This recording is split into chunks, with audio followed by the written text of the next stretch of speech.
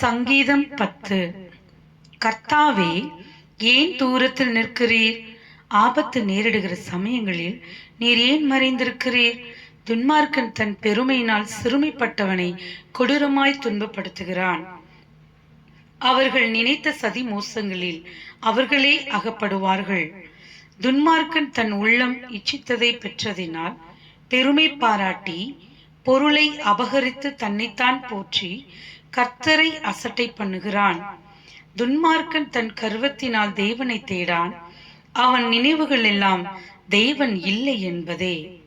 அவன் வழிகள் எப்போதும் கேடுள்ளவைகள்.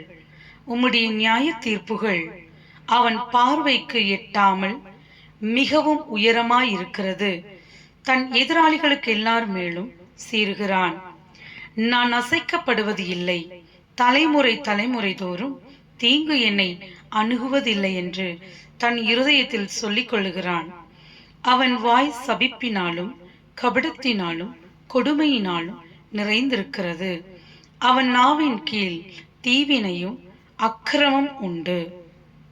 கிராமங்களின் ஒளிப்பிடங்களிலே பதிவிருந்து மறைவிடங்களிலே குற்றமற்றவனை கொள்ளுகிறான். திக்கற்றவர்களை பிடிக்க அவன் கண்கள் நோக்கி கொண்டிருக்கிறது. தன் கெபியில் இருக்கிற சிங்கத்தை போல மறைவில் பதிவிருக்கிறான். ஏழையை பிடிக்க பதிவிருந்து ஏழையை தன் வலைக்குள் இழுத்து பிடித்து கொள்ளுகிறான். திக்கற்றவர்கள் தன் பலவான்கள் கையில் விழும்படி அவன் பதுங்கி கிடக்கிறான். தேவன் அதை மறந்தார் என்றும் அவர் தம்முடைய முகத்தை மறைத்து ஒரு காலம் அதை காண மாட்டார் என்றும் தன் இருதயத்திலே சொல்லிக் கொள்ளுகிறான்.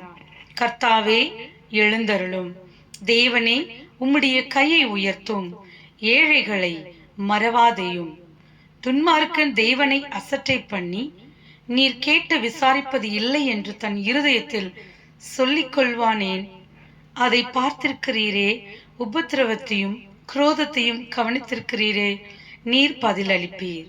ஏழையானவன் தன்னை உமக்கு ஒப்புவிக்கிறான். திக்கற்ற பிள்ளைகளுக்கு சகாயர் நீரே. துன்மார்க்கனும் பொல்லாதவனுமாயிருக்கனுடைய புயத்தை முறித்து விடும்.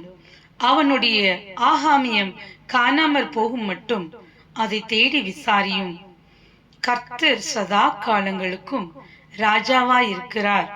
புறஜாதியார் அவருடைய தேசத்தில் இருந்து அழிந்து போவார்கள். கர்த்தாவே, சிறுமைப்பட்டவர்களுடைய வேண்டுதலை கேட்டிருக்கிறீர். அவர்கள் இருதயத்தை ஸ்திரப்படுத்துவீர். மண்ணான மனுஷன் இனி பலவந்தம் செய்ய தொடராதபடிக்கு தேவரீர் திக்கற்ற பிள்ளைகளுக்கும் ஒடுக்கப்பட்டவர்களுக்கும் நீதி செய்ய உம்முடைய செவிகளை சாய்த்து கேட்டருளுவீர். ஆமேன்.